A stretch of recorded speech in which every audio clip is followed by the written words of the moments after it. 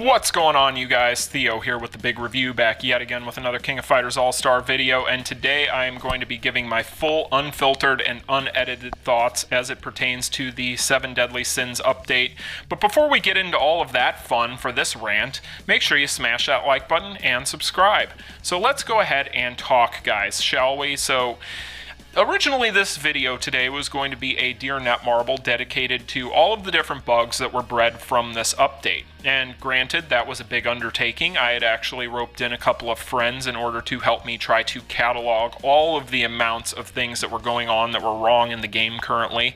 And it got to a certain point where I kind of just gave up on the idea of cataloging those things, because while it was fun to watch characters kind of just fall off of maps and, you know, things just randomly freeze or clip in or so on and so forth, yeah, it was way too much and wouldn't have made for a good video. So instead, I decided to scrap that idea and give you guys this video in which I give you my thoughts and opinions on everything that's been going on, because I haven't had a chance to kind of get around to that yet, considering I've been pretty busy with giving you guys all the news that's been going on the past few days as far as it pertains to just the update itself. Well, here's my opinion of the update. It's crap. It sucks, and I hate it. This update is terrible.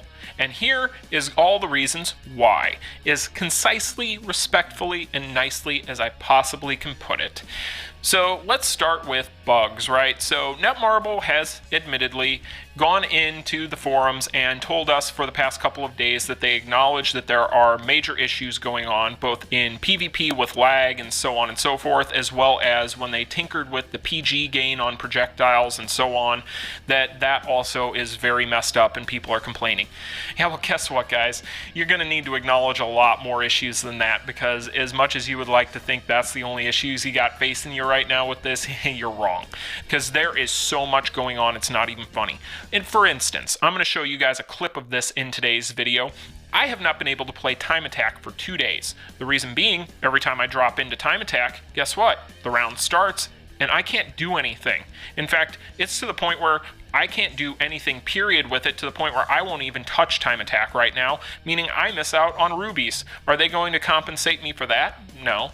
Speaking of compensation, in the newest update to what they've been talking about with all of this, they say that they are going to be working on compensating all of us. How many of you, raise your hands if you're listening to this, think that they are going to compensate us in any measurable way that is going to amount to anything and we're actually all going to be happy with, and they're not just going to give us things like AP pots and hexagon cores and a bunch of junk? Raise your hand. No rubies, no fest tickets, no things of actual value, you think? None of that?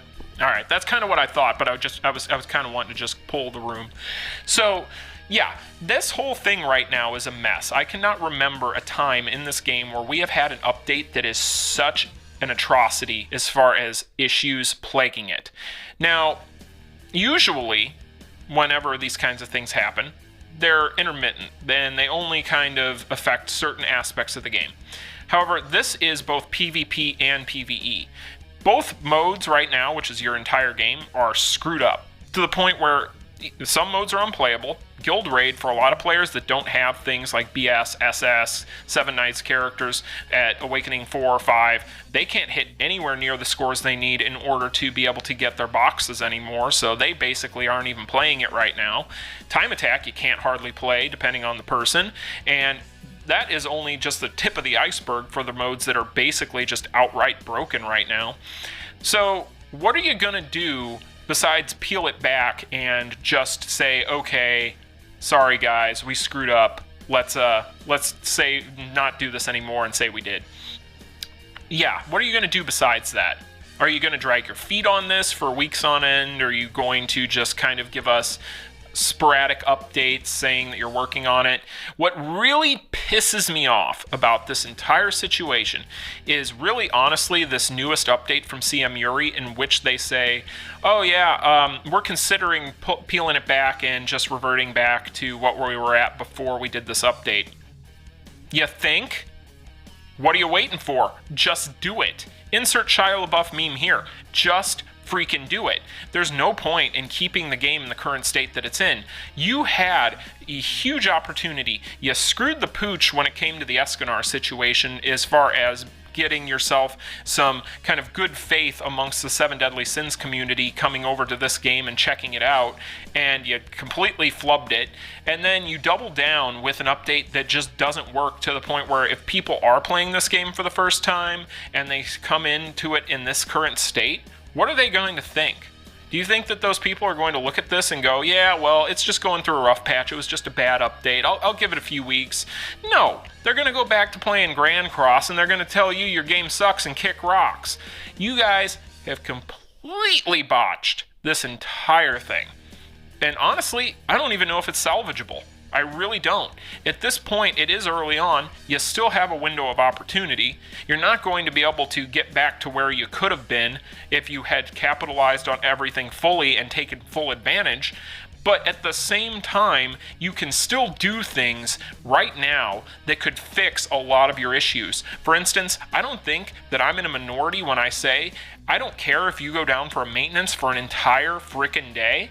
Do it if you need to. Fix the issues, peel it back, go down for maintenance for a full day, come back the next day, extend this event out for an extra day, and call it even and be done. Okay? We didn't need all these different things that you were trying to change. Granted, the stuff you're trying to do for PvP, I'm in full support of. PvP needs help, and the fact that you guys are working on it makes me happy. But if it's going to botch everything for a good, I would say, 50 to 60% of the player base for PvP, then you need to just not and say you did and leave it alone until you can figure it out and get it right, okay?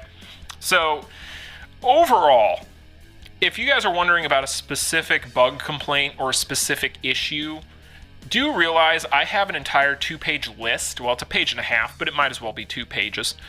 I have a page and a half of bug reports from everything that's happened because of this update, and I'm not going to go into every single one of them.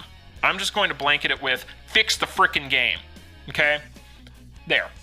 Now that I've got that off my chest, I want to get into the collaboration update itself. I have a lot to say about this, and I don't want this video to be 20 minutes, so I'm going to try and be concise.